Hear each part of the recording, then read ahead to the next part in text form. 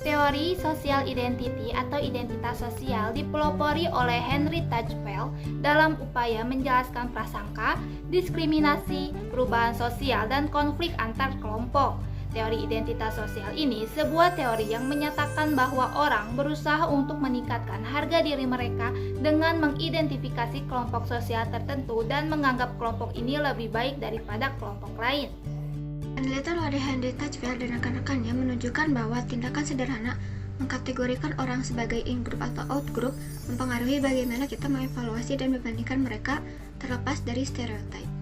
Untuk menguji hipotesis mereka bahwa keanggotaan kelompok seringkali cukup untuk mendorong aktivitas favoritisme dalam kelompok, para peneliti ini menciptakan apa yang mereka sebut dengan kelompok minimal yang merupakan kelompok yang dipilih dari kumpulan orang-orang yang lebih besar dengan menggunakan beberapa kriteria sepele seperti kata, tabel angka acak, atau pelemparan koin. Orang-orang yang terdiri dari kelompok-kelompok yang baru dibuat ini adalah orang asing dan tidak pernah diberi kesempatan untuk berkenalan sebelumnya. Dalam beberapa penelitian secara individual dibawa ke sebuah ruangan dengan eksperimen dan ditanya berapa banyak uang dua peserta lain yang harus dibayar. Kedua orang ini diidentifikasi hanya dengan angka kode yang menunjukkan kepada peserta lain bahwa yang satu berasal dari kelompoknya dan yang satu berasal dari kelompok lain. Meskipun hanya mengetahui status keanggotaan orang lain, mereka melanjutkan untuk menghargai orang dalam kelompok lebih dari orang luar.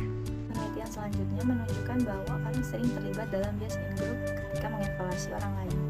Artinya, jika mereka mengamati dua orang melakukan tugas yang sama, salah satunya adalah anggota in-group mereka, evaluasi mereka terhadap kinerja dua orang akan bias mendukung anggota in-group.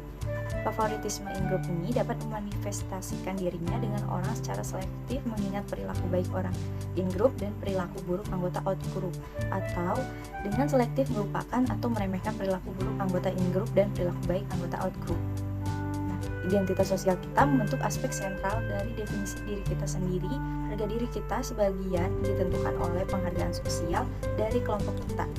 Ketika in-group kita berhasil atau bahkan ketika anggota in-group kita mencapai beberapa tingkat kesuksesan pribadi, kita dapat menikmati kemuliaan mereka yang tercermin. Berikut contoh sosial identity. Para pemohon yang terhormat, takkan di kalangan masyarakat namun boga otak kawan-kawan kita Nusantara sepakat memilih rakyat yang berpikiran logis, bukan wakil rakyat yang mencoba Sunda yang ada di sini, pupung Sunda yang ada di sini. Sudah.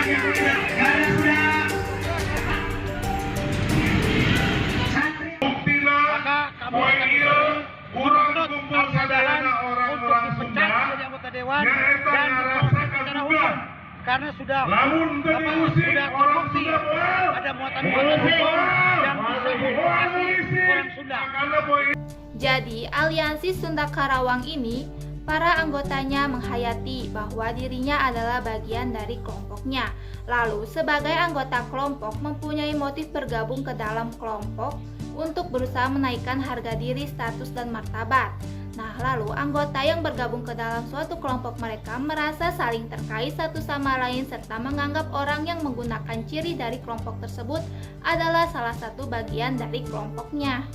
Jadi, dalam kasus ini yang dilakukan Aliansi Sunda Karawang ini bisa dilihat dari teori identitas sosial yang menegaskan bahwa kita termotivasi untuk mencapai atau mempertahankan tingkat harga diri yang tinggi.